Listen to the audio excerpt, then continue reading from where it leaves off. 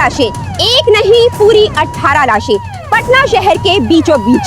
ऐसे ऐसे दृश्य हैं जिन्हें देख के मजबूत से मजबूत इंसान तक का दिल दहल जाए। हम आपको दिखा रहे हैं आखिर ये है क्या? सामूहिक हत्या, नरसंहार या फिर कुछ और? सर, आसपास के लोगों को बहुत बदबू आ रही थी। उन लोगों ने पुलिस को फोन किया। सर, फॉरेंसिक वालों को बुला लिया, वो लोग भी आ गए। लेकिन तो मीडिया वालों को पता नहीं कहां से मालूम पड़ गया, लोग पहुंच रहे हैं। मीडिया वाले को बाहर कर। सर एक सवाल, sir only one question sir. Sir, नरसंहार हुआ है और बहुत सारी लाशों को तो गोदियों में मार कर रखा है।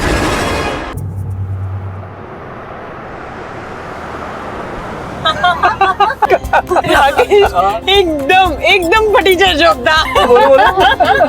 पर मम्मा इसे पीजे बोलते, पीजे माने पुअर जोक। एकदम पुअर था।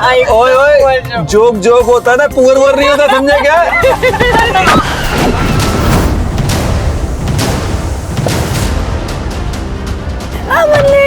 मन्ने हमारा बच्चा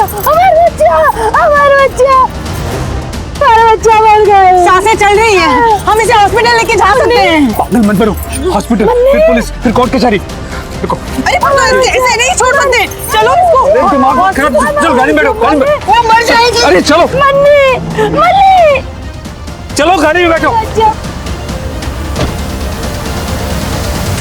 हमारा बच्चा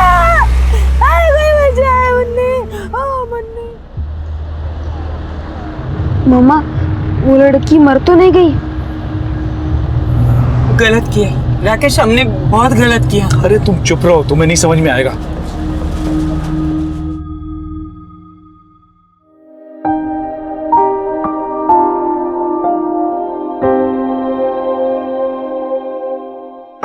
खा लो, इसमें प्रोटीन और विटामिन है। हमें नहीं खाना ये। नहीं खाना?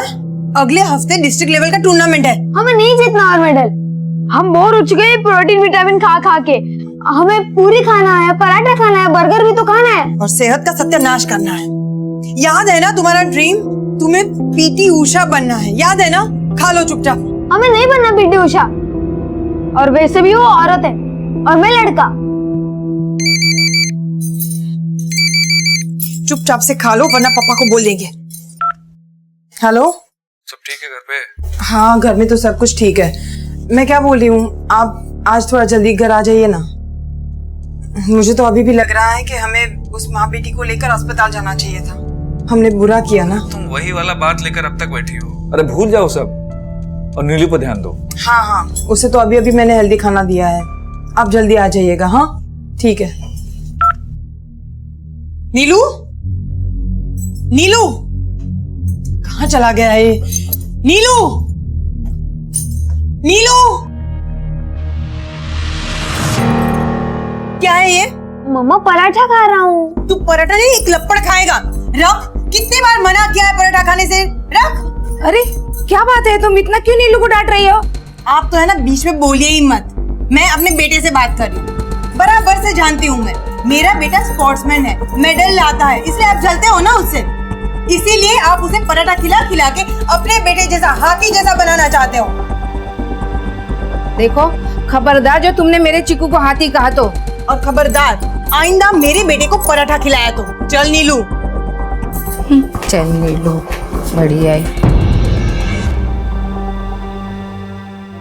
सर, ना ही मेरे पास कोई आईडी प्रूफ है और ना ही मेरे पास लिविंग सर्टिफिकेट है। कोई टेंशन वाला बात नहीं है, 500 रुपये अलग से लगेगा। ये लीजिए सर। सर नकली बनाओगे? अरे नकली असली कौन देखता है आजकल। सर मेरा काम तो हो जाएगा ना? अरे जब बोले हैं तो हो जाएगा। और जो एड्रेस बताया पहुंच जाना, ठीक है? ठीक है सर, थैंक यू। चलो। नीलू, नीलू, सुनीता जी, आपने मेरे नीलू को देखा है कहीं? नहीं। नीलू, अंकल जी आपने मेरे नीलू को देखा कहीं? नहीं बेटा, हमने तो देखा नहीं। नीलू,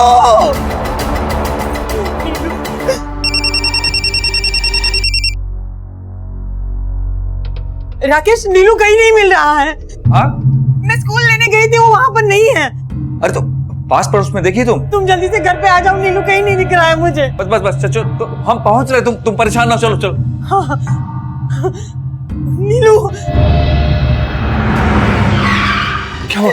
नीलू मिला?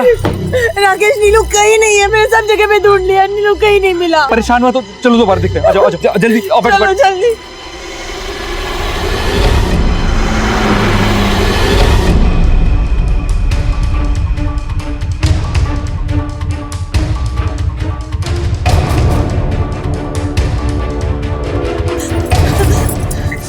राकेश, राकेश, हम कब से नीलू को ढूंढ रहे हैं, वो मिल ही नहीं रहा है। चलो ना, हम पुलिस स्टेशन चलते हैं। क्या सोच रहे हो? पुलिस के अलावा हमारे पास और कोई चारा नहीं। तुम चलो ना, और अगर तुम नहीं आओगे तो मैं अकेली जाऊंगी। अच्छा सुनो, एक काम करो, मैं चलता हूँ तुम्हारे साथ, लेकिन पुलिस के सामने उस एक्सीडेंट के बारे में बात मत करना। तुम जल्दी से चलो। आ जाओ।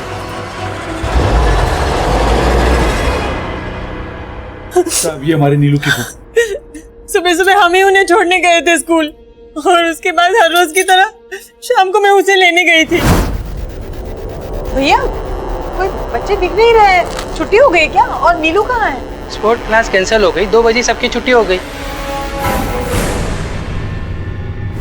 उसने आखिरी बार नीलू को स्कूल के गेट से बाहर जाते हुए देखा था, और उसके बाद सब जगह पे देख लिया। नीलू कहीं नहीं है सर। हो सकता है कि आपका बच्चा स्कूल से आने के बाद किसी फ्रेंड के या किसी नेबर के अपार्टमेंट में या सब जगह पे देख लिया। नीलू कहीं नहीं है, नीलू कहीं नहीं है। हाल फिलहाल में आप लोगों के साथ कुछ हुआ? आस पड़ोस में कोई घटना, दुर्घटना? हो सकता है कि आपका बच्चा स्कूल से आने के बाद किसी फ्रेंड के या किसी नेबर के अपार्टमेंट में या सब जगह पे देख लिया। नीलू कहीं नहीं है, नीलू कहीं नहीं है। हाल फिलहाल में आप लोगों के साथ कुछ हुआ? आस पड़ोस में कोई घटना, दुर्घटना?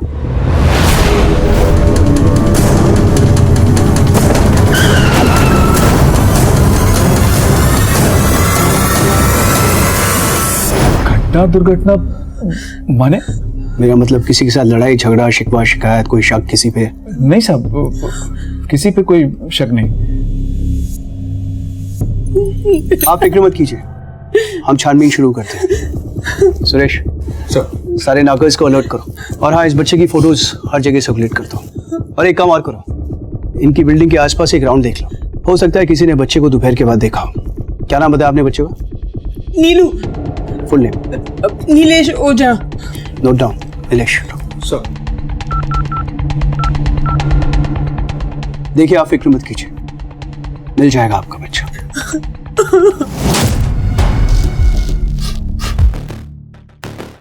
यार है मिंटू, तेरे बाप की गर्लफ्रेंड का क्या हाल है बे? अबे मुनक्की, लिमिट में रहो दोनों, ठीक है? लिमिट में। अरे मुंकी मैडम की बेटिया नेहा कुमारी ने ना कुकर्मी करके पूरे शहर में गंद फैला रखा है। असलम खान, कुकर्मी नहीं, असलम खान है तो आखिर तुम्हारी बहन ही नेहा कुमारी। सौतेली। तुमको लिमिट में रहने को बोले हैं, समझ नहीं रहे हो क्या? अबे सच्चाई से कहाँ फालतू के बातें क्या कर रहे हो? अरे भैया काहे वो उत्पात फैला रहे हो? अरे लड़ने की क्या जरूरत है? रहने को बोल रहे हैं, क्या मार रहे हो भाई? बहन है तुम्हारी। अबे तो तुम्हारी काहे उतावले हो रहे हो? यहाँ पे साइन कीजिए। वैसे क्या लगता है ये आपका? बेटा है मेरा। ए, इधर आ।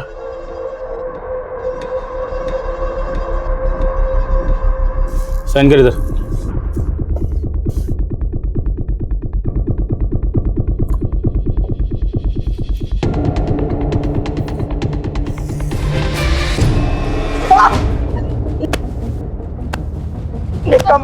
निकल ले, मारा पीटी करके क्रिमिनल बनना चाहता है तू? छोड़िए, अरे ये सब तुम्हारा भी जिम्मेदारी है, हमारा बस है। Already limit. मम्मी को टच भी किए ना तो ना बाप रहेंगे ना हम बेटा। क्या बोला? इज्जत? हाँ, इज्जत, बड़ा इज्जत वाले हैं आप। अपनी बीवी को प्रताड़ित आप कर रहे हैं, शादीशुदा होकर, एक लड़के के बाप होकर बाहर गर्लफ्रेंड आप रखे, और इज्जत हम बर्बाद कर रहे हैं। पता है आज थाने में किसके कारण बंद हुए? आपके कारण। पूरे शहर में डिस्कशन हो रहा है आपकी रखेल की बेटी नेहा कुमारी के बारे में। का की है, शकबाजी हो रहा है किसी असलम खान के साथ में। खान साहब से मोहब्बत चल रही है आपकी ये सौतेली बेटी। अब इज्जत कौन दोबारा है? हाँ? ये आपकी सौतेली बेटी या अपना बेटा? बात करते हैं। मिंटू आओ।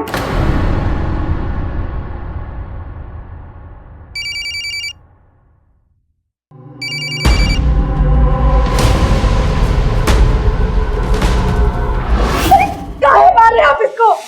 पूछो इससे। अरे इससे पूछो काहे मार रहे हैं, बताएगी तुमको। हम इससे काहे पूछे? आपसे पूछ रहे हैं ना। इस जवान बिटिया को कोई ऐसे मारता है का? हम इनकी बिटिया नहीं है। अरे हमारी बेटी होती तो गर्दन उतार के धरती पे धर देते। नाम सुना बोले जा रहे हैं आप। हुआ क्या है, कुछ बताएंगे भी? अरे मुंह पे कालिक पोत रही है वो। बता बता उस लड़के का नाम क्या है? बोल। अरे बोल काहे नहीं रही है? क्या बताएं? हमको क्या पता किसके बारे में बात कर रहे हैं? असलम खान। आया कुछ याद? बॉयफ्रेंड है इसका। तो उससे आपको क्या करना है? मतलब पीछे हटिए आप। और जबान खुल गया तुम लोगों को। अरे नाली में से उठा के महल में रखे तुमको, भूल गए सब? कुछ नहीं भूले हम, याद है सब। इसीलिए इतना प्रेम दिए हैं आपको, इतना सम्मान दिए हैं। पर इस बार बात हमारी बिटिया के सम्मान का और इसकी फ्रीडम का है। फ्रीडम? शादी करके दिखाओ से तुम दोनों को उसी नाली में फेंक के आएंगे जहां से उठा के लाए थे। तब पूछना हमसे फ्रीडम का मतलब, समझाएंगे अच्छी तरह से। फ्रीडम चाहिए। सुनिए,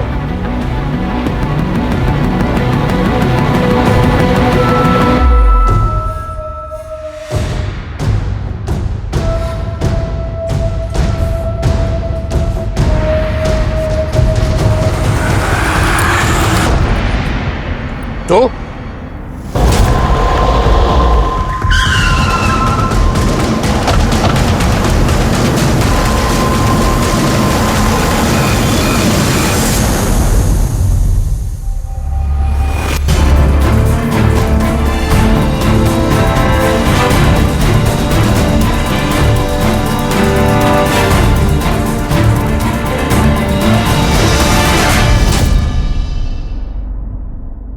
सर हमने नीलेश के आस पड़ोस में पूछताछ की सर,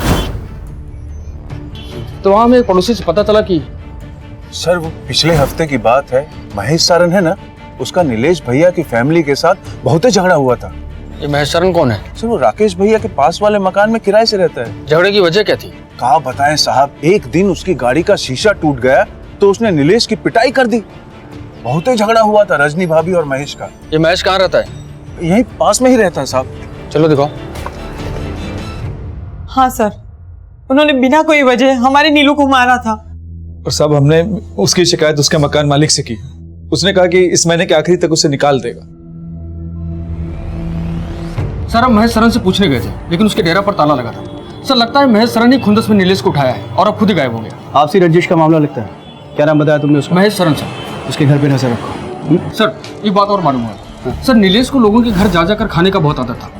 इस बात को लेकर उसकी माँ का आस पड़ोस में झगड़ा हुआ करता था। बच्चे हैं, करते हैं सब। तुम एक काम करो, स्कूल के गेट से लेकर उसकी बिल्डिंग तक कितने सीसीटीवी है पता करो, उन सबकी फुटेज निकालो।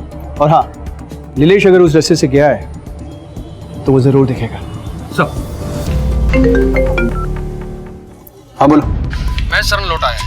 बात करो उससे, पूछो कहाँ था इतने दिन। सर मैं सच कह रहा हूँ सर, मैं जॉब की ट्रेनिंग के सिलसिले में 3 दिन शहर से बाहर था सर। ट्रेनिंग के सिलसिले में या फिर नीलेश की किडनैपिंग के सिलसिले में? सर मेरा नीलेश की किडनैपिंग में कोई हाथ नहीं है, आप चाहें तो। पूछा हमने तेरे मोहल्ले में। उसका नीलेश भैया की फैमिली के साथ बहुत ही झगड़ा हुआ था। उन्होंने बिना कोई वजह हमारे नीलू को मारा था। सबका यही कहना है कि नीलेश तुझे फूटी आंखों नहीं सोता था। क्यों? सर ऐसी कोई बात नहीं है। एक बार नीलेश ने मेरी गाड़ी का कांच तोड़ दिया था, तो मैंने भी गुस्से में आके उसे एक थप्पड़ लगा दिया। इससे ज्यादा मैंने कुछ नहीं किया सर उसके साथ में। ठीक है, लेकिन हमारी परमिशन के बिना शहर के बाहर मत जाना। देख रहे हो तिवारी साहब? सर ये लोग आपसे कुछ बात करना चाहते हैं।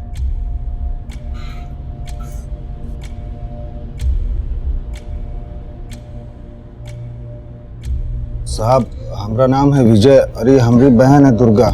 साहब हमारे बहनोई गोपाल मिश्रा और भांजा मिंटू 2 दिन से गायब है। कहीं पता नहीं चल रहा साहब। आखिरी बार आप लोग कब मिले थे उनसे? 3:30 बजे घर से निकले थे साहब, बहुत गुस्सा में थे। घर में घुसते ही अलमारी से 20 लाख रुपए निकाले, बहुत टेंशन में थे। कहाँ जा रही है बैग लेके? छोड़िए इसे। मुंह मत चलाना मेरे सामने, वरना मुंह तोड़ दूंगा। झट।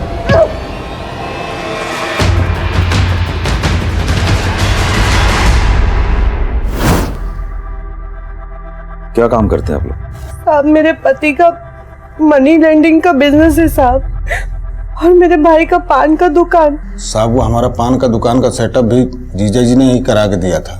कारोबार में किसी के साथ कोई झगड़ा झंझट लफड़ा? नहीं साहब, उनका हिसाब बहुत साफ साफ रहता था और बहुत सुलझे हुए इंसान है साहब। तो गोपाल जी के पीछे पीछे मिंटू गया, कैसा संबंध है दोनों में? गलती मिंटू अगर नहीं है साहब, अब बाप ऐसा काम करेगा तो फिर बताइए। कैसा काम? अरे बेटा के सामने माँ को मारेगा, दूसरी औरत से संबंध बनाएगा तो। किसके साथ संबंध है? काहे नहीं बताइए किसके साथ संबंध है? साहब इसी बात पे दोनों का झगड़ा हुआ था साहब। मुनकी की बेटी नेहा असलम नाम के किसी लड़के के प्यार में पड़ गई थी साहब। जब ये बात मिंटुआ ने अपने बाप को बताने की कोशिश की तो बहुत मारा साहब उन्होंने चप्पल से। अच्छा, तो ये मुनकी आपके पति की दूसरी औरत थी? हैं? ऑफिस में रिसेप्शनिस्ट थी साहब वो तो।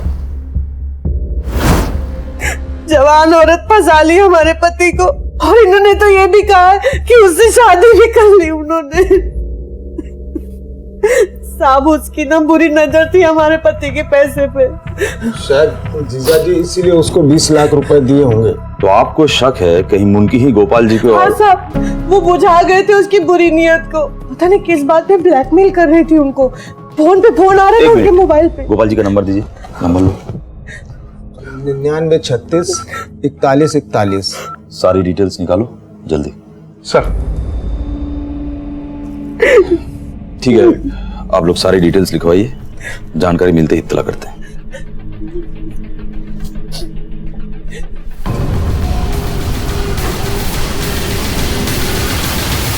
गोपाल के ऑफिस में पता कीजिए कि कौन कौन से लोगों को पैसा देने वाले हैं। हो सकता है लेन देन के चक्कर में हादसा हुआ हो। और मुनकी, इससे बात करना होगा। मिंटू की बाइक और गोपाल के कार का सारी डिटेल्स और इन दोनों के फोन के सारी डिटेल्स कंट्रोल रूम को बोलिए, सारे थाने को इन्फॉर्म कर देंगे। सर। थैंक्स। 4 साल की थी नेहा जब गोपाल हमसे ब्याह किए थे। कोई फसाए नहीं है उनको। अच्छा, तो क्या ये बात सच नहीं है कि नेहा और असलम के बीच में जो रिश्ता था उसके बारे में पता चलने के बाद गोपाल ने आपको अपनी जिंदगी से बेदखल करने की धमकी दी थी?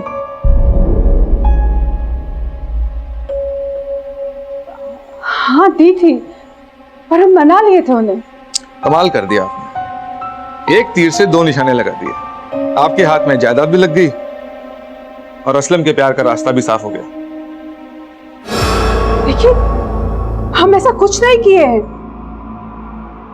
और पैसे का लालच हमको नहीं उस मिंटू को है जिसके बाप ने उसको जायदाद से बेदखल कर दिया है। दुर्गा की मेहरबानियों से जिंदा है वो नशेड़ी। वैसे आप दोनों गोपाल से आखिरी बार कब मिले थे? जी वो जब हम दोनों को मारने की धमकी दिए थे, बस उसी दिन आखिरी बार देखे थे उन्हें।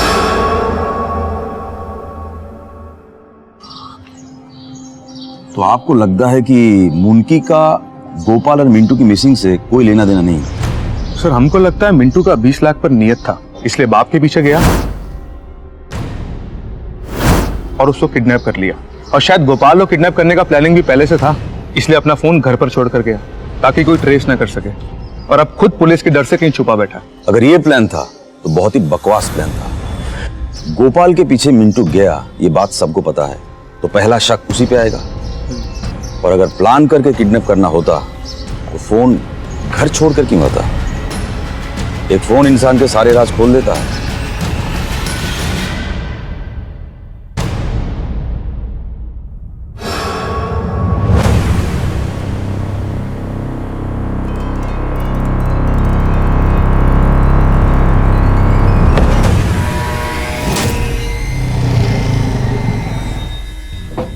सर, गोपाल मिश्रा के कॉल रिकॉर्ड्स आ गए। कुछ मिला? हाँ सर, गोपाल मिश्रा के कॉल रिकॉर्ड से तो लगता है कि उसका फोन आखिरी बार पटना बाईपास के आसपास ही स्विच ऑफ हुआ था। ये इस नंबर से बहुत सारा फोन हुआ है गोपाल के नंबर पे। जी सर। सर जिस रोज गोपाल मिश्रा गायब हुआ उसी रोज 25 बार कॉल आए थे, जिसमें से 18 बार तो मिश्रा जी ने कॉल उठाया भी नहीं। ये नंबर है दिवाकर यादव। कॉल किया था इसको? जी सर किया था, लेकिन सर इसका फोन बंद आ रहा है। और सर इस आदमी का एड्रेस कंकरबाग कॉलोनी का है। बाकी की डिटेल्स पता कर रहे हैं। जल्दी पता करो, मुझे लगता है इस आदमी का पूरा इन्वॉल्वमेंट है इस काम में। जी सर।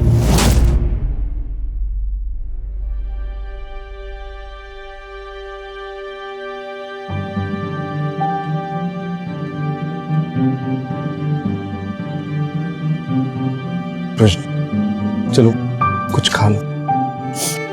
राकेश, क्या मैं इतनी बुरी माँ हूँ कि नीलू मुझे छोड़ के चला गया?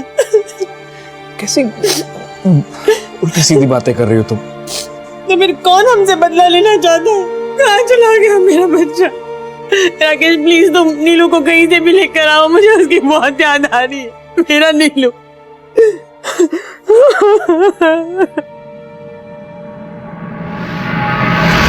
सर नीलेश के क्लास के बच्चों से एक बहुत अजीब बात पता चली। सर नीलेश क्लास में अक्सर महंगी चीजें लाया करता है। जैसे महंगी वॉच, टैबलेट।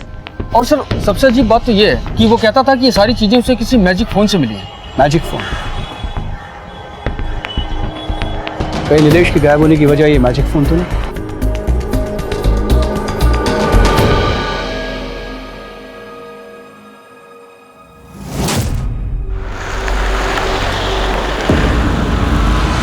क्या हुआ सर? कुछ पता चला हमारे नीलू के बारे में? इन्वेस्टिगेशन चल रही है, इसलिए आपको बुलाया। राकेश, आपने कभी अपने बच्चे को कोई एक्सपेंसिव गिफ्ट्स दिए, जैसे कोई टैबलेट वगैरह? नहीं साहब, हमने तो उसे कभी फोन तक नहीं दिया। नीलेश ने कभी आपको किसी मैजिक फोन के बारे में बताया? नहीं, कभी नहीं। नीलेश के दोस्तों के हिसाब से उसके पास जो टैबलेट था बड़ा एक्सपेंसिव था, वो उसको मैजिक फोन की वजह से मिला था। क्या आपको ये भी नहीं मालूम कि उसको एक्सपेंसिव गिफ्ट कौन देता था? विकास। नीलू का विकास के घर पे बहुत आना जाना रहता था और विकास कभी कभार उसे चॉकलेट्स, केक्स सब कुछ देता था, जो मुझे बिल्कुल पसंद नहीं था। हो सकता है ये विकास ने ही वो मैजिक फोन लाया हो उसके लिए। चॉकलेट्स, गिफ्ट्स, कोई खास वजह? सर वजह तो कोई नहीं थी। नीलू अक्सर मेरे घर पे खेलने आया करता था। धीरे धीरे हम दोनों की दोस्ती हुई तो उसे एक्सपेंसिव गिफ्ट देगा तू? बच्चे को महंगे गिफ्ट देगा? सच बता, वरना मैं तुझे मेरा मैजिक दिखाऊंगा। हाँ सर, मैंने उसको गिफ्ट दिए थे। तो बता वो मैजिक फोन का। मुझे कुछ नहीं पता सर। नीलेश के हिसाब से उस मैजिक फोन की वजह से उसे टैबलेट मिला था। सच बोल। बताता हूँ सर, बताता हूँ। नीलू अक्सर वक्त बे वक्त मेरे घर पे खेलने आया करता था। एक दिन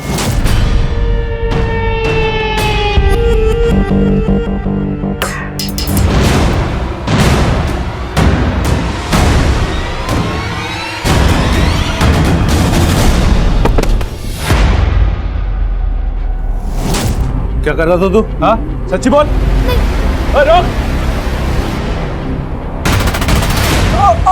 पिछली बार जब तुझसे पूछा था तो सच क्यों नहीं बोला तू?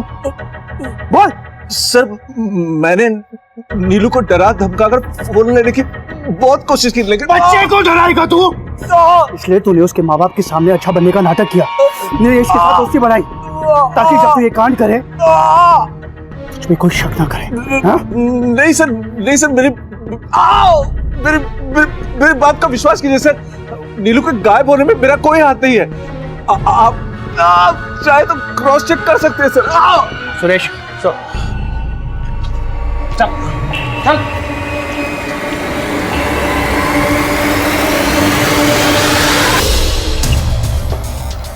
सर इस विकास के खिलाफ भी कोई सबूत नहीं मिला। कहीं ऐसा तो नहीं कि हम गलत डायरेक्शन में इन्वेस्टिगेट कर रहे हैं? कई क्राइम्स में ऐसा हुआ है कि बच्चों के साथ क्राइम बच्चों ने किया है। नीलेश एक होनहार लड़का है, एक अच्छा एथलीट है। तुम उसके स्कूल में जाके पता करो कि कोई बच्चा उसका दुश्मन तो नहीं था। सर मैजिक फोन की बात सामने आते ही हमें लगा कि इस बार क्रिमिनल पकड़ा जाएगा और राकेश और रजनी को उनका खोया हुआ बेटा वापस मिल जाएगा। लेकिन विकास के साथ कड़े इंटरोगेशन के बाद भी हमें कोई भी पुख्ता सबूत नहीं मिला और हमारी इन्वेस्टिगेशन वहीं लौट गई जहां से हमने शुरू की थी। हमने फिर से पूछताछ शुरू की और इस बार शक के घेरे में थे राकेश और रजनी, नीलेश के पेरेंट्स। हमने उनकी कंप्लीट हिस्ट्री मंगाई, लेकिन सब कुछ जानने के बाद भी कोई ऐसा पॉसिबल पहलू सामने नहीं आया जो नीलेश के गायब होने में पॉसिबल मोटिव हो।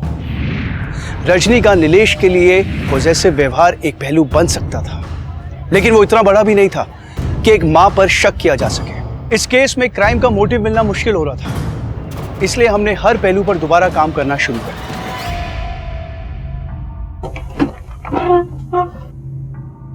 सर, मैंने मिंटू के दोस्तों से पूछताछ की, पर उनका मिंटू और गोपाल के केस से कोई लेना देना नहीं। और हाँ सर, वो असलम का बैकग्राउंड भी चेक किया, उसका भी मिंटू और गोपाल के केस से कोई लेना देना नहीं है। पर सर, जब मैंने गोपाल के ऑफिस में छानबीन की तो उसका पता चला कि गोपाल का पैसे लेने देने का बिजनेस था, जिसमें गोपाल को पैसे लेने से ज्यादा पैसे देने थे। माने? मतलब ये कि सर, गोपाल पर काफी सारे लोगों का कर्जा था। मनी लेंडर कर्ज क्यों लेगा? वही तो सर, लगता है कि उसका कुछ और भी बिजनेस है। फिर तो गोपाल के गायब होने में किसी देनदार का भी हाथ हो सकता है। अच्छा, गोपाल के क्रेडिटर लोगों का लिस्ट मिला? नहीं सर, लगता है गोपाल कोई पर्सनल डायरी मेंटेन करता था। उसके ऑफिस में सिर्फ रजिस्टर मिला है और इसमें नाम नहीं, कोड वर्ड्स हैं। और उसके ऑफिस वालों का कहना है कि ये जो कोड वर्ड्स हैं ये क्रेडिटर्स के नाम हैं, जिनका उन्हें खुद भी नहीं मालूम कि हैं कौन लोग।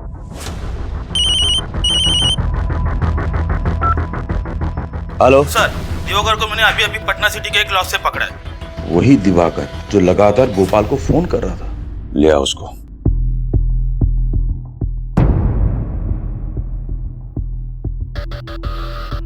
मुझे क्यों बुलाए साहब यहाँ? कैसा? ठीक है साहब। पानी पिएगा? अरे सीधा बैठ, सीधा बैठ। किस लिए भाग रहा था? भाग नहीं रहे थे सर, हम तो ढूंढ रहे थे। किसको? उसी को जो सबका पैसा लेकर फरार हो गया है, गोपाल मिश्रा। पर वो तो कर्जा देता है। ये सब ढकोसले है साहब, वो तो बहुत बड़ा सट्टेबाज है। किस बात का सट्टा? बता दे किस बात का सट्टा। ये बहुत धारा लगेगा तेरे पे। अबे बोलेगा कि नहीं बोलेगा? अब बोलता हूँ साहब, बता। क्रिकेट का बुकी है साहब, वो क्रिकेट पे सट्टा लगाता है वो। और तेरा क्या कनेक्शन है? मैं भी उसके पास सट्टा खेलने जाता हूँ साहब। अच्छा ये बता, सट्टा लगाता कहाँ है? और किसी को सट्टा लगाना हो तो किसके पास जाना पड़ता है? सारा धंधा फोन पर होता है साहब, और भरोसे पर। और किसी अनजान आदमी को सट्टा लगाना होता है तो रेफरेंस का जरूरत होता है। वही हम गलती कर बैठे साहब। हमने कपिल को गोपाल से मिलवाया। गोपाल भाई, कपिल नाम का आदमी है, उसको खेलना है। पैसा खा के भाग तो नहीं जाएगा? अरे सर, मेरी जवाबदारी है, आप टेंशन मत लो। मैं आपको एक कॉन्फ्रेंस से लेता हूँ, एक मिनट। हेलो कपिल। हाँ, गोपाल भाई आना ऑनलाइन पे, बात करना। भाई जी, आप चिंता मत कीजिए, मेरे ऊपर भरोसा रखिए। हाँ गोपाल भाई, अपना ही है, अपने आदमी है। तो सारी डीलिंग फोन पर होती है तो पैसे का लेन देन कहाँ होता है?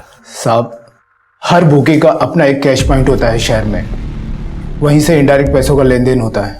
गोपाल का कहाँ है? गोपाल का कहाँ है? ओ, विजय का दुकान साहब, विजय का दुकान।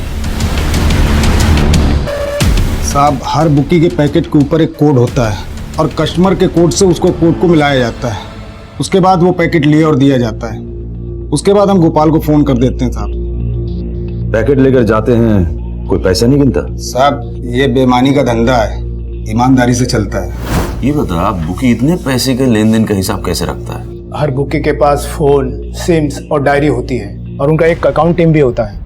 वही सब पैसे का लेन देन मैनेज करते हैं। कपिल तुझसे पैसा क्यों मांग रहा था? कपिल सट्टे की एक बाजी में बहुत सारा पैसा जीता था साहब। मैं 20 लाख रुपए जीत गया। 20 लाख। गोपाल ने पैसे देने से मना कर दिया। क्यों मना कर दिया? क्योंकि उसने बोला कि उसने गलत सेशन खाया है, और गोपाल ने बोला कि कपिल ने गलत सेशन खेला है, इसलिए उसकी बेट नहीं मानी जाएगी, और उसने पैसे देने से मना कर दिया। अब साहब, कपिल मुझे धमकी देने लगा, अगर पैसा नहीं दिया तो पैसा हमको देना पड़ेगा। अब बताइए साहब, इतने सारे पैसे मैं कहाँ से देता? फिर हमने तय किया कि उसको कहीं से भी बाहर से धर पकड़ेंगे उसका कॉलर। अरे पागल हो गया क्या? किधर है हमरा और कपिल का 20 लाख रुपया? देता है दिल्ली फाड़ दे तेरा। दिवाकर बाबू, 20 लाख रुपया है, चुनिया बादाम नहीं है जो पॉकेट में रख के घूमेंगे। हम वादा करते हैं कल शाम को 4 बजे उसी जगह पैसा देंगे। ठीक है, कल वही इंतजार करेंगे। अगर शहर से भागा या कहीं कुछ गड़बड़ किया तो साला तेरा 20 लाख के साथ तेरा जान भी मारेंगे, समझ लेना। फिर हम वहां जाकर 2 घंटे क्या साहब 5 घंटे तक उसका वेट किए, लेकिन मिश्रा नहीं आया साहब। बाद में हमें पता चला कि हमारे जैसे बहुत सारे लोगों ने बैटिंग में पैसा लगाया था और किसी को पैसा वापस नहीं दिया। बताइए साहब, 20 लाख रुपए हम कहाँ से लाते? कपिल तो हमारे जान मार देगा।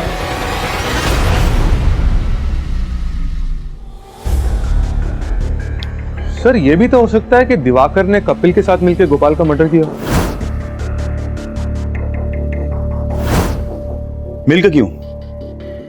दोनों अकेले में भी कर सकता है। और लाश कहाँ है? और मिंटू को मारने का इन लोगों के पास कोई कारण नहीं है। सर हमको लगता है कि आप कहीं कुछ इशारा कर रहे हैं। इशारा करने का उम्र चला गया है तिवारी जी, समझने की कोशिश कीजिए। यहां मसला कुछ और है। सर, गोपाल मिश्रा का गाड़ी मिल गया, पटना दानापुर बाईपास के अंदर एक सड़क पे खड़ा है।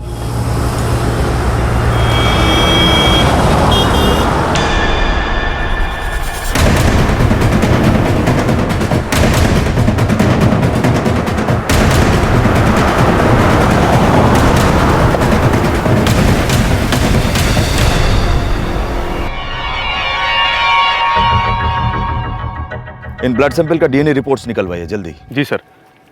सर पर एक बात मुझे समझ में नहीं आई, यह पटना से इतनी दूर बाईपास से 3 किलोमीटर अंदर गोपाल मिश्रा क्या करने आया होगा? या तो किसी ने लाया होगा या फिर किसी ने बुलाया होगा। आपके कहने का मतलब है कि अपहरण? मतलब गोपाल मिश्रा को उसी की गाड़ी में किसी ने किडनैप किया, यहाँ लेकर आया और उसका मर्डर कर दिया। पर इसमें एक पेच है। क्या सर? बॉडी मारा तो बॉडी किधर है? कोई अपने साथ बॉडी लेके क्यों जाएगा? सर पर यह भी तो हो सकता है कि गोपाल मिश्रा का एक्सीडेंट हो गया हो और उसे कोई नजदीकी अस्पताल में लेके गया हो। यह भी तो हो सकता है कि गोपाल मिश्रा खुद किसी को मार के यहां से भाग गया हो। इस कार में किसके साथ क्या हुआ है वो ब्लड सैंपल का डीएनए रिपोर्ट्स आने के बाद ही पता चलेगा। गलती है राकेश, हम दोनों की गलती है। हमारे बुरे कर्मों की वजह से आज हमें हमारे नीलू के बारे में कुछ पता नहीं चल रहा है। पता नहीं वो कहाँ होगा। अगर हम उस दिन माँ बेटी को लेकर हॉस्पिटल गए होते ना तो ऐसा नहीं होता। सांसें चल रही हैं, हम इसे हॉस्पिटल लेके जा सकते हैं। अरे तो नीलू को और उस एक्सीडेंट को क्यों जोड़ रही हो? उनका रिलेशन क्या है? किस बात के लिए जोड़ रही हो? वो दोनों चीजें आपस में जुड़ी हुई है, तुम समझ नहीं रहे हो। राकेश मुझे लगता है कि हमें जाकर उस माँ बेटी को मिलना चाहिए। तुम चलो ना प्लीज, हम उनको मिल के आते हैं। रजनी कहाँ ढूंढेंगे हम उन्हें? और अगर वो मिल भी गए ना तो एक नई मुसीबत खड़ी हो जाएगी। मैं बोल रहा हूँ तुम्हें नहीं आना है तो मत आओ, पर मैं उन लोगों को ढूंढ के रहूंगी। अरे रजनी बात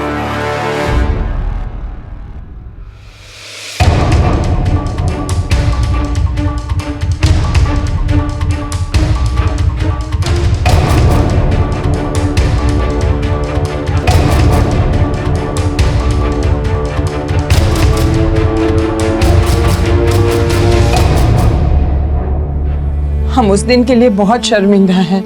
हमें आप लोगों को ऐसे छोड़ के नहीं जाना चाहिए था, हॉस्पिटल लेके जाना चाहिए था। गरीब का हालत तो ऐसा ही होता है। वो तो भगवान ने बचा लिया, 18 टाका लगाए माथा में, मरी जाती नहीं तो। यकीन मानिए उस दिन से एक रात भी चैन की नींद नहीं सो पाए हैं हम। हमारे परिवार की तरफ से हम माफी मांगते हैं, प्लीज हमें माफ कर दीजिए। एक बात पूछे आपसे, आपको हमारे बेटे के बारे में कुछ पता है? बेटा? कौन बेटा? हमारा बेटा नीलू। जिस दिन ये एक्सीडेंट हुआ उसके अगले ही दिन से वो लापता है, अभी तक नहीं मिल रहा है। कुछ पता है तो प्लीज बताइए ना।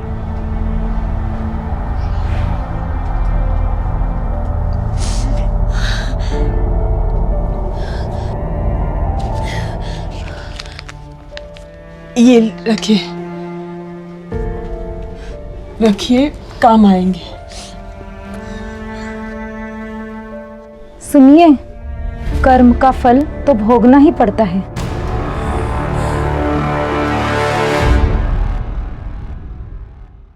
जैसे ही एक्सीडेंट हुआ तो हम लोग गए, देखा माँ बेटी दोनों दुख में तड़प रहे थे, मगर फिर भी हम लोग वहां से निकल गए। ये सब आपने मुझे पहले क्यों नहीं बताया? सर हम लोग डर गए थे। आपको पता है ना, देश में इतने सारे एक्सीडेंट्स में इतनी सारी मौतें इसलिए होती है क्योंकि उन्हें वक्त पर अस्पताल नहीं ले जाया जाता। और आप तो कमाल है, खुद ही टक्कर मारे और खुद ही वहां से भाग गए। गनीमत है वो बच गई। सर हमने जाकर देखा, माँ बेटी दोनों सही सलामत हैं। किस्मत है आप लोग की कि वो बच गए और आप दोनों के खिलाफ वो कंप्लेन नहीं लिखवाना चाहते, वरना लंबी सजा होती है आप दोनों को। सजा तो अभी भी भुगत ही रहे हैं ना। पता नहीं हमारा नीलू कहाँ होगा। नीलेश का केस हमारे लिए एक बहुत ही बड़ा चैलेंज बनता जा रहा था। स्कूल, कॉलोनी, दोस्तों, रिश्तेदारों से घंटों पूछने के बाद भी उसके डिसअपीयरेंस से जुड़ा हमें कोई क्लू नहीं मिला। बार बार हमारे जहन में एक ही सवाल था कि आखिर वो बच्चा गया किधर। ना फिरौती से कॉल आई, ना उसकी डेड बॉडी मिली। रजनी और राकेश के एक्सीडेंट के कन्फेशन के बाद यकीन मानिए मैंने इस केस में एक अलग पहलू से सोचने की कोशिश की, लेकिन उस एक्सीडेंट का तार नीलेश के गायब होने से नहीं जुड़ा था। इतने बड़े शहर में इतने सारे लोगों के बीच आखिर वो बच्चा कहाँ गायब हो गया। मुझे यकीन हो गया था कि ये एक सोचे समझे अपराध का शिकार था और मुझे उस अपराधी तक जल्द से जल्द पहुंचना था। सर ये गाड़ी में मिले वो ब्लड सैंपल रिपोर्ट है जो गोपाल और मिंटू से मैच कर रहे हैं। और एक चीज देख रहे हो, गोपाल के केस में ब्लड वॉमिट हुआ था, ब्लड में पॉइजन के ट्रेसेस मिले, यानी फूड पॉइजनिंग। मतलब किसी ने जहर देने की कोशिश की। सर पर मिंटू के ब्लड सैंपल रिपोर्ट में तो जहर है ही नहीं। अजब खेल है। मिंटू गोपाल के पीछे पीछे निकला, गाड़ी में दोनों में हाथापाई हुई, खून बहा, पर कौन मरा कौन जिंदा ये समझ में नहीं आ रहा है। और अगर कोई मरा तो बॉडी कहां है? और सर सोचने वाली बात यह भी है कि आखिर गोपाल मिश्रा को जहर देगा कौन?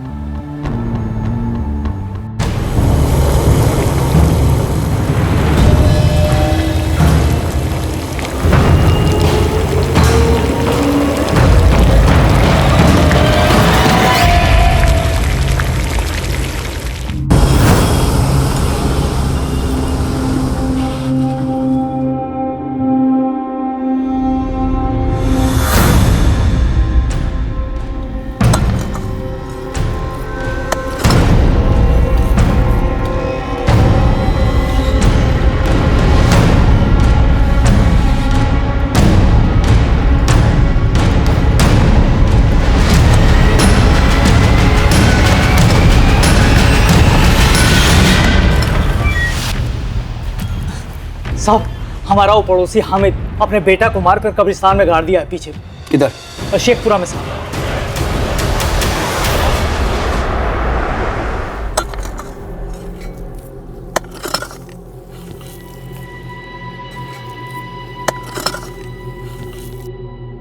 सर यहाँ कुछ भी नहीं है। काय बॉडी बोल। साहब हम यही दफनाए थे, हम अपना बेटा को नहीं मारे, गलती से। दिन भर गली मोहल्ला में दौड़ता रहता था, एक और अक्षर नहीं पढ़ता था, 3 बार एक के क्लास में फेल हुआ। कल उसको बोले हम कि घर जल्दी जाकर पढ़ने बैठ जाना, तो हमसे बहस करने लगा। बस हमारा माथा घूम गया। बगल में डंडा पड़ा था, उठा के 4 ठो मारे और मार के उसको कोठरी में बंद कर दिया। फिर रात में हम उसको खाना देने गए तो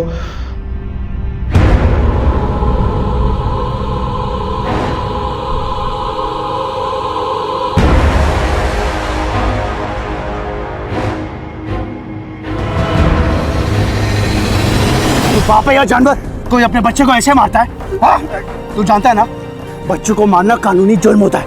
क्या बॉडी बोल। अब यही दफनाए थे साहब, पता नहीं कौन खोद के ले गया। ले जाओ साहब।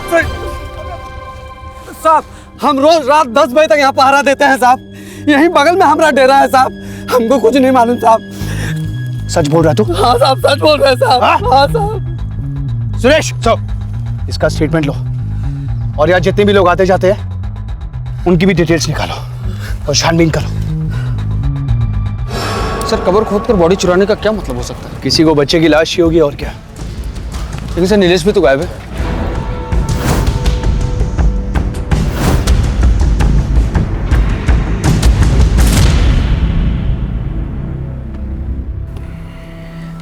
दिवाकर ने कहा कि गोपाल उसे पैसा देने 11 तारीख शाम को उस फ्लैट पर आने वाला था।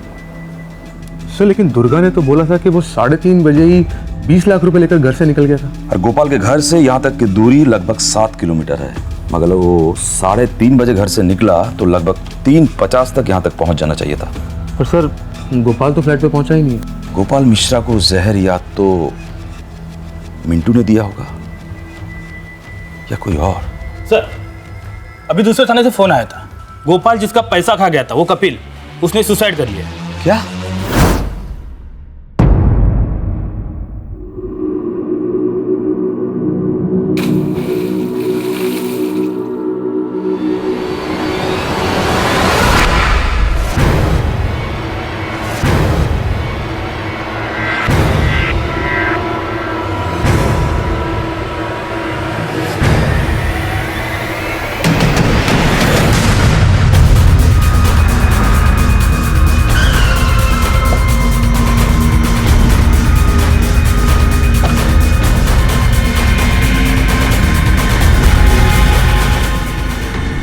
सर ये तो हामिद का बेटा बब्बन है जो कब्र से गायब हुआ था। बच्चे की लाश को कब्र से निकाल कर कोई तालाब में क्यों फेंकेगा, समझ में नहीं आ रहा। किसने देखा इसकी लाश को सबसे पहले? सर मैंने देखा।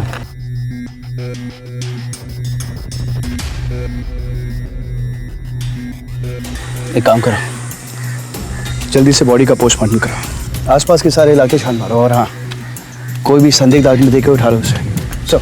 इन सब की स्टेटमेंट ले लो, खासकर इसकी। नीलेश के केस को सॉल्व करने के दौरान हमारे सामने एक और अजीब सा केस आया। एक 12 साल के बच्चे की लाश कब्र से गायब हो गई और अगले ही दिन वो एक नजदीकी तालाब में मिली। भला कोई बच्चे की लाश को कब्र से निकालकर तालाब में क्यों फेंकेगा? यह हमारे लिए एक सवाल बहुत ही उलझाने वाला था। या तो एक बहुत बड़ा अपराध था, एक महज सनक, या बदला लेने का एक घिनौना तरीका। नीलेश के गायब होने के बाद उसी के हम उम्र बब्बन की लाश का गायब होना, हम दोनों केसेस में एक लिंक को ढूंढने की कोशिश कर रहे थे। और इससे पहले हमारी इन्वेस्टिगेशन एक डायरेक्शन में पहुंचती, हमारे सामने एक और घिनौना केस आया जिसके बारे में हमने सोचा भी नहीं था।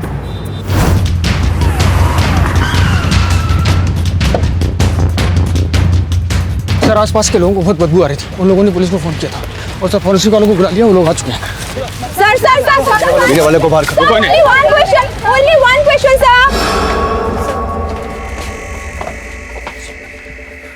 सर नरसंहार हुआ है। लेकिन मारा यहाँ नहीं गया, यहाँ से मारकर फेंका गया है। जी सर।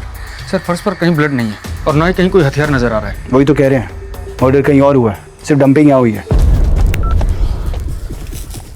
जैन सर। जी सर। जी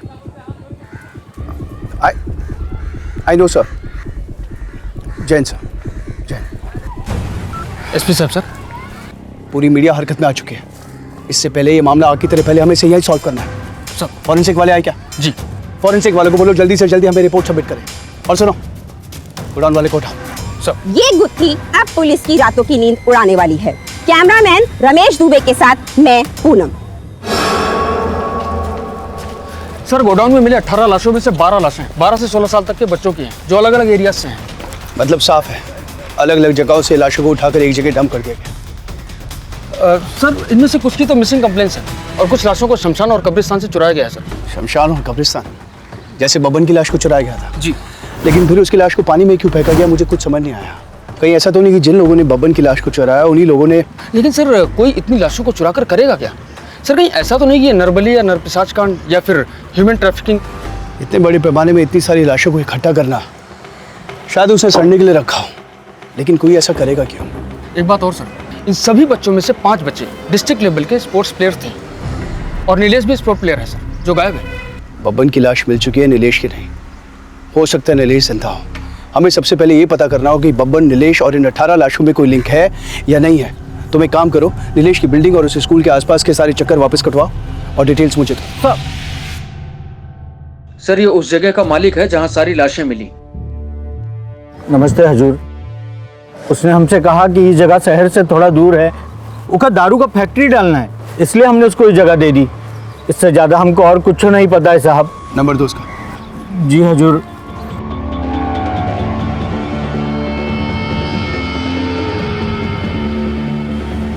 डायल करूं सर? रुको, अगर वो क्राइम में इन्वॉल्व है तो हमारे कॉल से अलर्ट हो जाएगा वो। तुम सिर्फ उसकी लोकेशन ट्रेस करो और एक मिनट मुझे अपडेट करो। चल।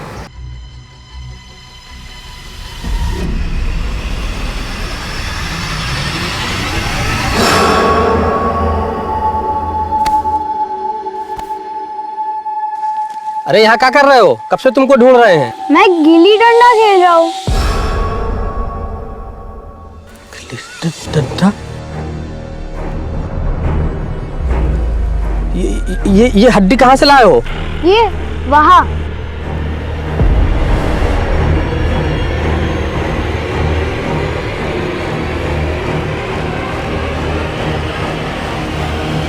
एक काम करो, तुम दूसरा कुछ खेलो, हम अभी आते हैं।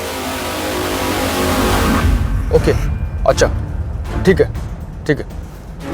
सर, आपने जो नीलेश के स्कूल में तहकीकात करने को बोला था, वहाँ कुछ खास तो मिला नहीं, लेकिन स्कूल के बच्चे और आसपास के लोगों ने बताया कि वहाँ कोई पानी पूरी का ठेला लगाता था।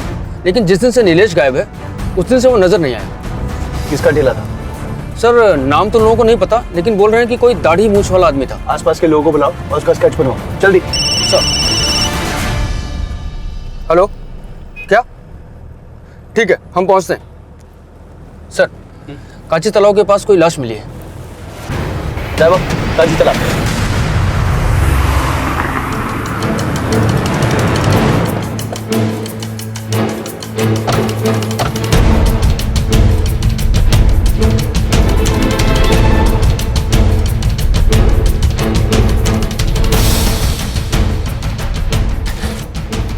गुप्ता यादव, आसपास देखो कुछ मिलता है क्या?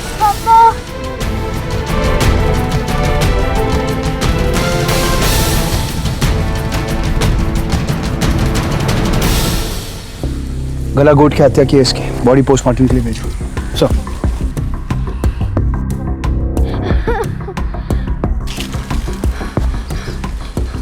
क्या हुआ था? मैं उधर गुल्ली डंडा खेल रहा था और फिर पापा आए और फिर हड्डी लेके गए। हड्डी? हाँ। कहाँ से मिली हड्डी? उधर।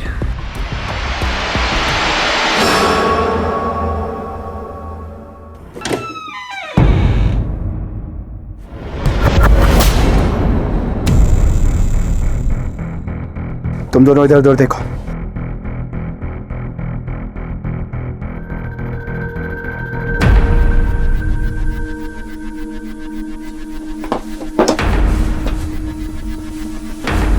या तो हड्डियों की पॉलिश भी की जाती है।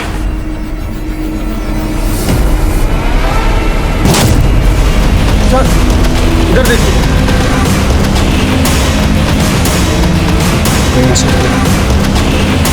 जितने भी कंकाल यहाँ पड़े हैं वो पहले लाशें थी।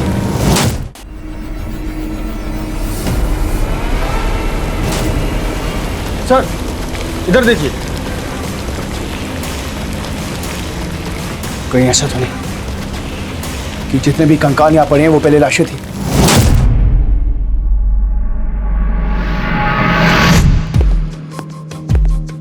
सर। यस।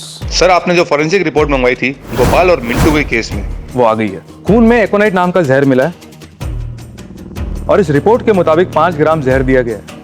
5 ग्राम एकोनाइट एक आदमी को 20 से 25 मिनट में मार सकता है, और किसी नशीले पदार्थ में मिलाकर दिया जाए तो 10 से 15 मिनट ही काफी है। अच्छा, जो कॉल डिटेल्स निकालने के लिए बोला था, निकाला? Yes sir. सर, मैंने गोपाल के बिटिंग सर्कल में काफी सारे लोगों को ट्रेस किया, लेकिन सर ये एक नंबर देखिए।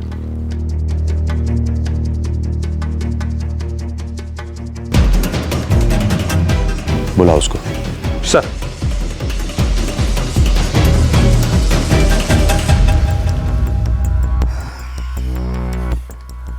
विजय बाबू, अपने जीजाजी से इतनी नफरत कि जहर देकर उसे मार दिया? साहब, हमने कुछ नहीं किया है, हम सच बोल रहे हैं। साहब, बाकायदे शुरू करेगा या मैं धुलाई शुरू करूं? सब बता रहे साहब। माना कि साहब गोपाल ने हमें रुपए पैसे की मदद की थी, लेकिन वो बहुत कमीना इंसान था साहब। जानवरों जैसा अत्याचार करता था साहब। हर दूसरे दिन हमारी बहन का फोन आता था कि आज फिर उसने मारा। बताती थी साहब कि कहाँ कहाँ चोटें आई। साहब, 11 तारीख की दोपहर को मेरी बहन का फिर से फोन आया। हाँ जी, भैया, आपके जीजा जी हॉस्टल के लिए पैसे लेकर गए, आज फिर उन्होंने मुझे मारा। अरे जीजी रो मत, तुम चिंता ना करो। और हमने सोचा इस गोपाल का कुछ करना ही पड़ेगा। गोपाल के बेटिंग रैकेट खुलते ही मुझे तुझ पर शक हो गया था। तेरे कॉल रिकॉर्ड से हमें पता चला कि जिस दिन गोपाल और मिंटू गायब हुए थे उसी रात को तूने एक शमशान घाट में कॉल किया था। हमारा तुझ पर शक बढ़ता गया, इसलिए हमने तेरी खोजबीन शुरू की। सर, गोपाल रोज 3:30 बजे के आसपास विजय की दुकान पर 30 सेकंड के लिए रुकता है, वहां से एक पुड़िया लेता और निकल जाता है। फॉरेंसिक रिपोर्ट में ब्लड वॉमिट, तभी मुझे पता चल गया कि किसी नजदीकी आदमी ने उसे जहर दिया है। गोपाल ने घर में आखिरी बार कितने बजे खाना खाया था? सब वो तो 3 बजे गए थे, कुछ 1 बजे के आसपास चाय पी थी बस। 1 बजे? अगर उस चाय में जहर होता तो गोपाल की मौत 15 मिनट बाद यानी 1:15 तक होती, लेकिन फॉरेंसिक रिपोर्ट के मुताबिक गोपाल की मौत 3:45 पर हुई थी। गोपाल का घर उस फ्लैट की दूरी लगभग 20 मिनट की है, यानी बीच में ही कुछ खाने से उसकी मौत हुई थी। और इस रास्ते के बीच सिर्फ तेरी पान की दुकान। साहब हम बता रहे हैं साहब, गोपाल हमेशा की तरह फिर हमारी दुकान से की गोली लेने आया और मैंने उसकी गोली में जहर मिला दिया। उसके बाद वो निकल गया।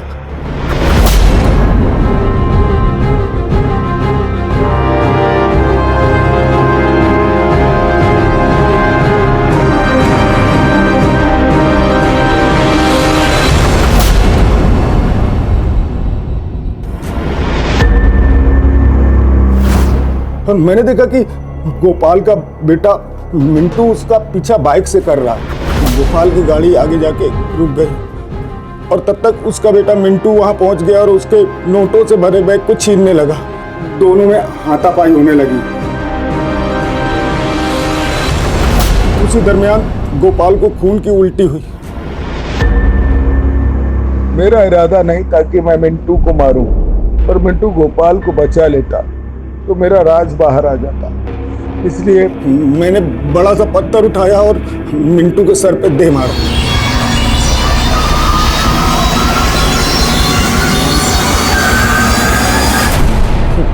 और फिर दोनों की लाशें गाड़ी में रख के मैं निकल गया। साहब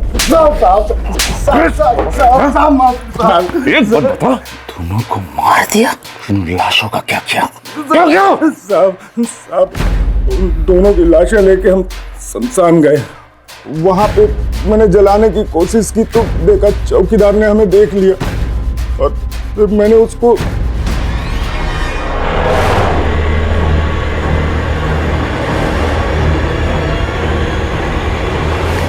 आप बिल्कुल फिक्र मत करिए, हम इन लाशों को जला देंगे, किसी को कुछ पता नहीं चलेगा।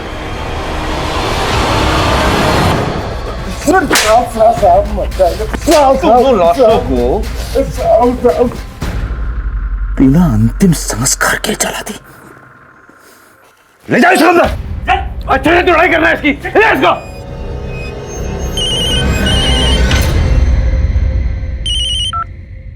हेलो, क्या? अभी आता हूं। गोपाल और मिंटू के केस में एक नया ब्रेक थ्रू।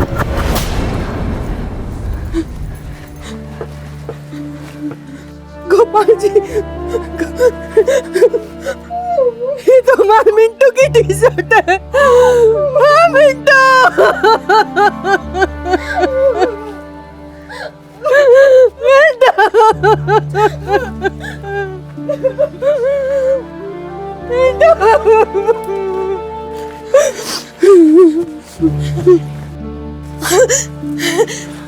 नहीं है, हमारे नीलू के कपड़े नहीं है इसमें नीलू के कपड़े नहीं है, नीलू के कपड़े नहीं है इसमें।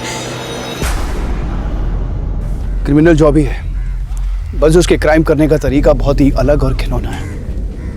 एक के बाद एक लाशें आ रही हैं, बस इसके बीच का कोई लिंक नहीं मिल रहा है। कोई तो होगा जिस लिंक को जरूर जानता है। गोपाल और मिंटू की बॉडी तो शमशान के गार्ड ने जला दी थी, फिर वो बॉडीज यहाँ कैसे आई? मुझे डबल पैसे मिल रहा था साहब, इसलिए मैंने बॉडी बेच दी साहब। सर उन लाशों को एक आदमी को बेच दिया था। ये रहा साहब उसका नंबर।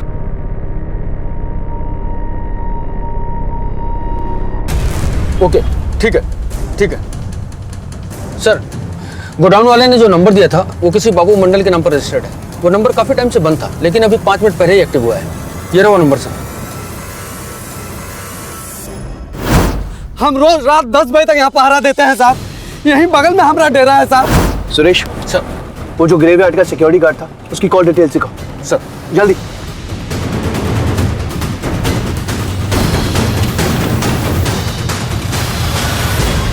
That's it.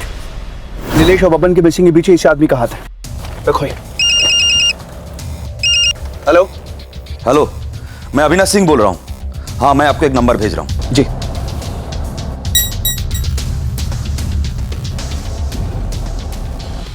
इसकी लाइव लोकेशन निकालो। हेलो, अभी मैं आपको एक नंबर भेज रहा हूँ, इसकी लाइव लोकेशन चाहिए तुरंत। सर। हाँ। बाबू का फोन बंगाल बॉर्डर की तरफ जाता हुआ शो हो रहा है। इसका मतलब वो शहर छोड़ के बंगाल की तरफ भाग रहा है। तुम एक काम करो, सारे नाके अलर्ट करो और इसकी स्केचेस हर जगह सर्कुलेट कराओ। सर गाड़ी घुमाओ, कम ऑन फास्ट।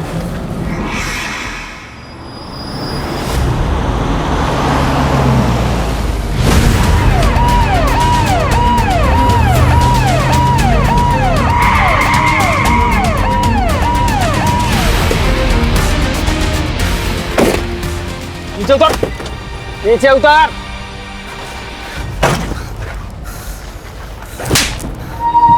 ले जा से। चल चल अंदर चल। खोलो से।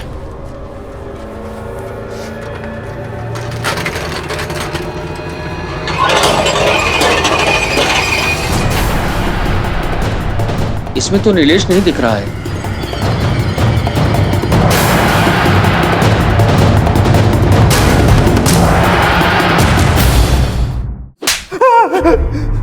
याद आया कुछ?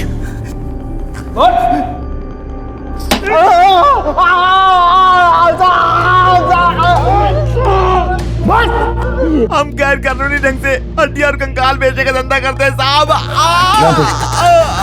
आगे साहब, हर साल इंडिया से 20 से 25 लाशें विदेशों में भेजी जाती है साहब, खासकर पड़ोसी देशों में। कहाँ से मिलती है हड्डियाँ? कहाँ से मिलती है हड्डियाँ? कभी कब्रिस्तान से, कभी शमशान घाट से साहब, कभी अस्पताल की लावारिस लाशें साहब। हमें जब भी लाशों की जरूरत होती साहब, हम इन सब जगहों में जाते और वहाँ के मैनेजर और नर्स, कंपाउंडर गार्ड सब हमसे मिले होते साहब। 500 से 2000 रुपए में बेच देते हैं लाशें साहब। कई बार हड्डियों के लिए लोगों को मार भी देते हैं साहब। कारण होता है साहब, कारण होता है साहब। 12 से 15 साल तक के जो बच्चे होते हैं ना साहब, स्वस्थ बच्चे, उसके स्केलेटन की ज्यादा डिमांड होती साहब, खासकर विदेशों में।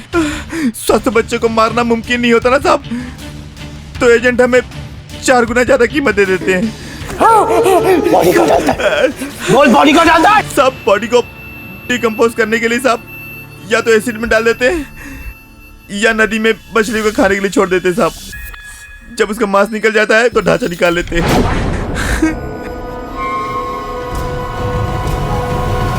सब विदेशों में इन हड्डियों से एप्रोडिसिक यानी यौन शक्ति बढ़ाने की दवाई बनती है साहब। विदेशों के मेडिकल कॉलेज में रिसर्च और स्टडी के लिए इनको यहाँ पे कंकाल भेजते हैं साहब। नीलेश की बॉडी मुझे अभी तक नहीं मिली, ना उसके कपड़े। मैं उम्मीद कर रहा हूँ कि नीलेश अभी तक जिंदा है। हमें एक हेल्दी टीनेज लड़के के स्केलेटन की रिक्वायरमेंट आई थी, उसके लिए एजेंट बहुत सारे पैसे देने को भी रेडी था। अच्छा ये बताओ, सबसे तेज कौन भाग सकता है? नीलू। हाँ, फिर मैंने मौका पाकर जब नीलू पानी पूरी खाने आया,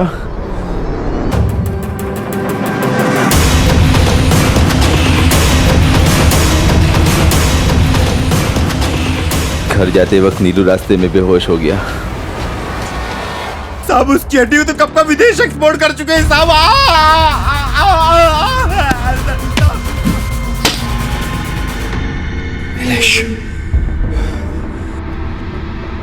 नीलेश को तो हम बचा नहीं पाए, लेकिन इस बात की तसल्ली है कि बोन रैकेट चलाने वाले खतरनाक अपराधियों को हमने पकड़ लिया। इस केस का मुख्य आरोपी बाबू मंडल और उसके साथियों को नीलेश और उसके जैसे कई बच्चों को मारने और उनकी हड्डियों का गैर कानूनी व्यवसाय करने के जुर्म में कड़ी से कड़ी सजा दी गई।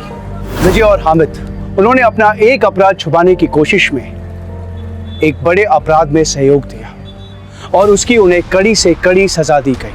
आज भी राकेश जैसे कई लोग हैं जो पुलिस को कुछ भी बताने से कतराते हैं। आज भी बाबू मंडल जैसे कई लोग हैं जो आम लोगों के कमजोरी और डर का नाजायज फायदा उठाते हैं। अगर सही वक्त पर पुलिस को अपराध और एक्सीडेंट की रिपोर्ट मिल जाए तो वो अपराध कभी पनपेगा ही नहीं। इसलिए हमारी आपसे दरख्वास्त है कि हमें सही वक्त रहते आपके आसपास कोई भी अपराध या एक्सीडेंट हो तो उसकी तुरंत रिपोर्ट लिखवाइए। हर अनजान नजर से रहे सतर्क और देखते रहे क्राइम पेट्रोल दस्तक, क्योंकि हमारा मकसद सिर्फ बताना नहीं, बचाना है। जय हिंद।